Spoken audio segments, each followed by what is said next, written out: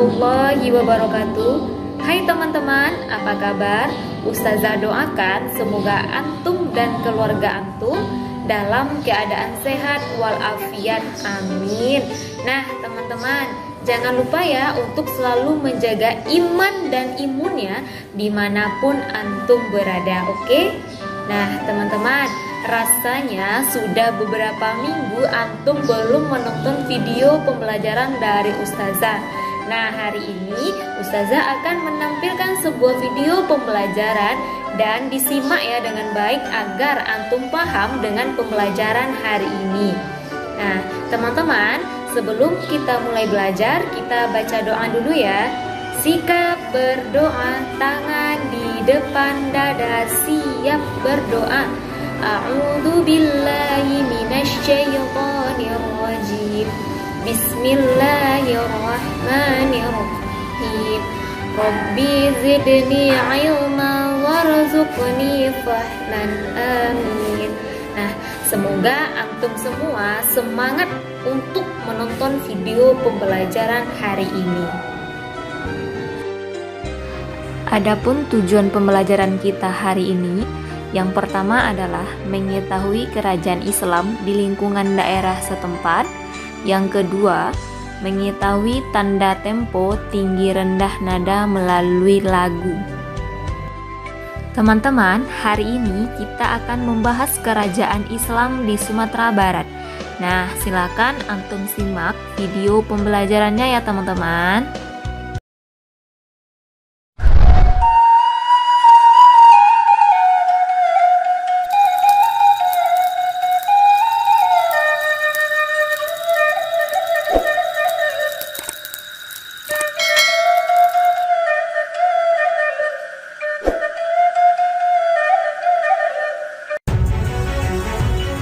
Kerajaan Pagaruyung ialah sebuah kerajaan Melayu yang pernah berdiri, meliputi Provinsi Sumatera Barat sekarang dan daerah-daerah di sekitarnya. Nama kerajaan ini dirujuk dari Tambo yang ada pada masyarakat Minangkabau, yaitu nama sebuah nagari yang bernama Pagaruyung. Kemudian hari nama kerajaan ini dapat juga dirujuk dari inskripsi cap mohor Sultan Tangkal Alam Bagagar dari negeri Pagaruyung, yaitu pada tulisan beraksara Jawi dalam lingkaran bagian dalam yang berbunyi sebagai berikut. Sultan Tangkal Alam Bagagar Ibnu Sultan Khalifatullah yang mempunyai tahta kerajaan dalam negeri Pagaruyung Darul Khodar Johan, berdaulat silullah fil alam. Kerajaan ini akhirnya runtuh pada masa Perang Padri. Ditandatanganinya perjanjian antara kaum adat dengan pihak Belanda telah menjadikan kerajaan Pagaruyung dalam pengawasan Belanda. Sebelumnya kerajaan ini tergabung dalam Malayapura, sebuah kerajaan yang pada prasasti Amogapasa disebutkan dipimpin oleh Aditya Warman yang mengukuhkan dirinya sebagai penguasa bumi Malayu di Swarna Bumi. Termasuk pula di dalam Malayapura ialah kerajaan Dharmasraya serta kerajaan atau daerah taklukan Aditya Warman lainnya. Munculnya nama Pagaruyung sebagai sebuah kerajaan Melayu tak dapat diketahui dengan pasti. Dari tambo yang diterima oleh masyarakat Minangkabau, tak ada yang memberikan penanggalan dari setiap peristiwa-peristiwa yang diceritakan. Bahkan jika menganggap Aditya Warman sebagai pendiri dari kerajaan ini, Tambo sendiri juga tak jelas menyebutkannya. Namun dari beberapa prasasti yang ditinggalkan oleh Aditya Warman menunjukkan bahwa Aditya Warman memang pernah menjadi raja di negeri tersebut, tepatnya menjadi Surawasa, sebagaimana penafsiran dari prasasti Batu Sangkar dari manuskrip yang dibahat kembali oleh Aditya Warman. Pada bagian belakang arca Amogapasa disebutkan pada tahun 1347 Aditya Warman memproklamirkan diri menjadi raja di Malayapura. Aditya Warman merupakan putra dari Adwaya Warman seperti yang terpahat pada prasasti Guburajo, dan anak dari Darajingga, putri dari kerajaan Dharmasraya, seperti yang disebut dalam kitab Pararaton. Ia sebelumnya bersama-sama Mahabati Gajah Mada berperang menaklukkan Bali dan Palembang. Pada masa pemerintahannya, kemungkinan Aditya Warman memindahkan pusat pemerintahannya ke daerah pedalaman Minangkabau. Dari prasasti Surwaso yang beraksara Melayu menyebutkan, Aditya Warman menyelesaikan pembangunan selokan untuk mengairi Taman Nandana Sri Surawasa yang senantiasa kaya akan padi, yang sebelumnya dibuat oleh pamannya, yaitu Akarendra Warman, yang menjadi raja sebelumnya. Sehingga dapat dipastikan, sesuai dengan adat Minangkabau, pewarisan dari Manak atau paman kepada Kamanakan atau Kemenakan telah terjadi pada masa tersebut. Sementara pada sisi lain, dari saluran irigasi tersebut terdapat juga sebuah prasasti yang beraksara Nagari atau Tamil, sehingga dapat menunjukkan adanya sekelompok masyarakat dari selatan India dalam jumlah yang signifikan pada kawasan tersebut. Aditya Warman pada awalnya dikirim untuk menundukkan daerah-daerah penting di Sumatera dan bertahta sebagai raja bawahan atau uparaja dari Majapahit. Namun dari prasasti-prasasti yang ditinggalkan oleh raja ini, belum ada satupun yang menyebut sesuatu hal yang berkaitan dengan bumi Jawa. Dan kemudian dari berita Cina diketahui, Aditya Warman pernah mengirimkan utusan ke Cina sebanyak 6 kali selama rentang waktu antara tahun 1371 sampai 1377. Setelah meninggalnya Aditya Warman, kemungkinan Majapahit mengirimkan kembali ekspedisi untuk menaklukkan kerajaan ini pada tahun 1409. Legenda-legenda Minangkabau mencatat pertempuran dahsyat dengan tentara Majapahit di daerah Padang Sibusuk. Konon daerah tersebut dinamakan demikian karena banyaknya mayat yang bergelimpangan di sana. Menurut legenda tersebut, tentara Jawa berhasil dikalahkan. Sebelum kerajaan ini berdiri, sebenarnya masyarakat di wilayah Minangkabau sudah memiliki sistem politik semacam konfederasi yang merupakan lembaga musyawarah dari berbagai nagari dan luhak. Dilihat dari kontinuitas sejarah, Kerajaan Pagaruyung merupakan semacam perubahan sistem administrasi semata bagi masyarakat setempat, khususnya suku Minang.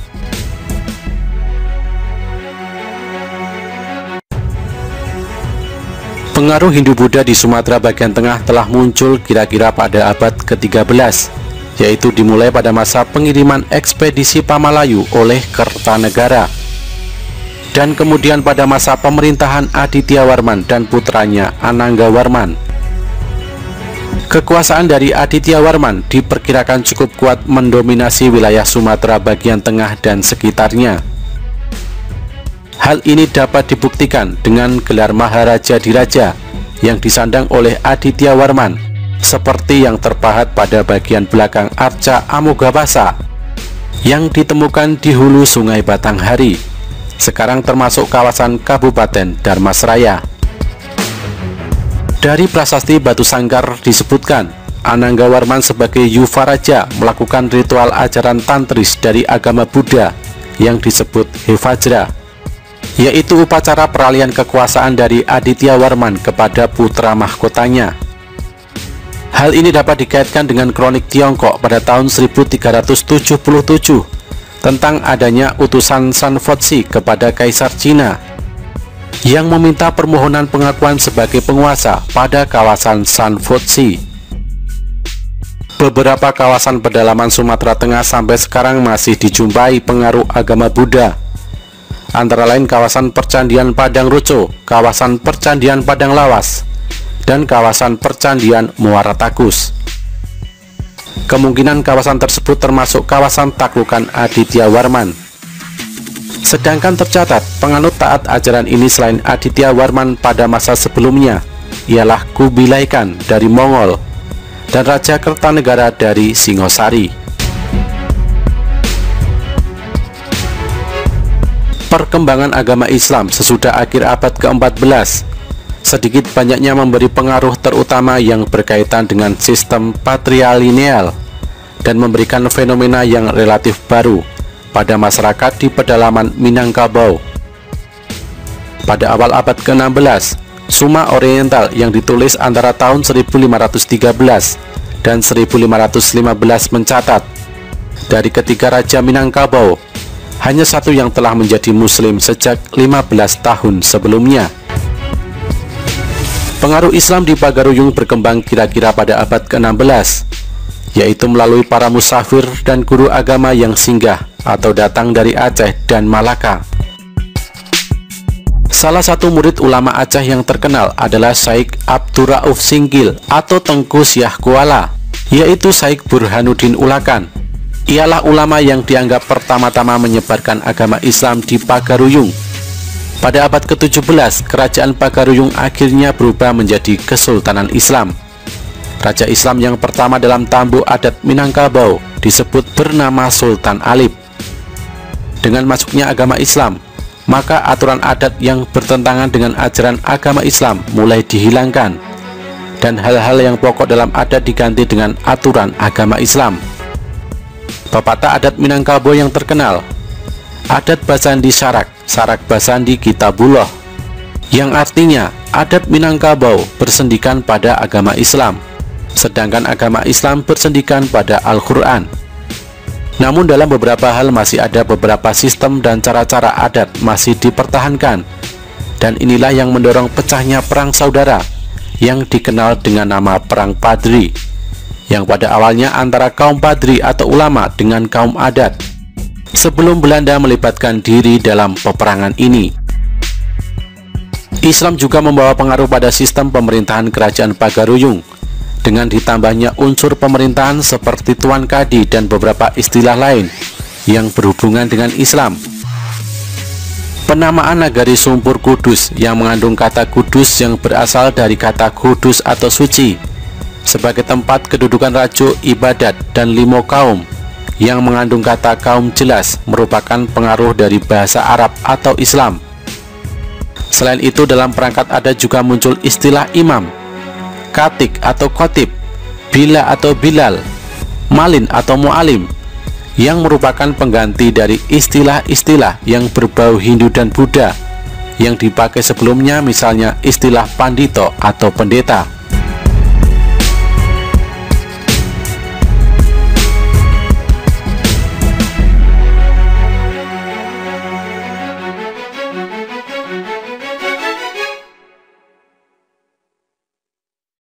Itulah video tentang kerajaan Pagaruyung yang teman-teman. Lebih jelasnya lagi nanti bisa antum baca melalui modul yang telah antum dapatkan. Selanjutnya, tanda tempo tinggi rendah nada. Tanda tempo adalah tanda yang digunakan untuk menunjukkan cepat atau lambatnya sebuah lagu yang harus dinyanyikan. Contoh tanda tempo diantaranya yang pertama ada allegro cepat, allegrato agak cepat, presto cepat sekali, vivace cepat dan girang, moderato sedang, andante perlahan-lahan, largo lambat, adagio sangat lambat penuh perasaan, grave sangat lambat dan sedih, lento sangat lambat. Ini ya teman-teman contoh tanda tempo pada sebuah lagu. Baiklah teman-teman, hari ini Ustazah akan menyanyikan sebuah lagu dengan nada tempo sedang yang berjudul tik tik tik bunyi hujan. Nah, antum dengar ya Ustazah menyanyikannya. Ayo kita hitung sama-sama teman-teman. 1, 2, 3. Tik tik tik bunyi hujan di atas genting, airnya turun tidak terkira. Cobalah tengok dahan dan ranting, pohon dan kebun basah semua. Nah, selesai. Itu adalah contoh lagu dengan nada tempo sedang ya teman-teman. Nah, nanti antum bisa mencobakannya di rumah dengan bantuan orang tua atau kakaknya. Nah, teman-teman, sampai di sini pembelajaran kita hari ini.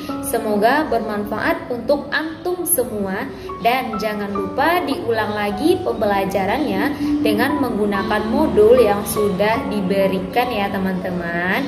Dan Ustazah juga minta maaf jika selama penyampaian materi ada salah kata. Ustazah mohon maaf. Ustazah tutup dengan mengucapkan hamdalah, alhamdulillahirabbil alamin. Assalamualaikum warahmatullahi wabarakatuh.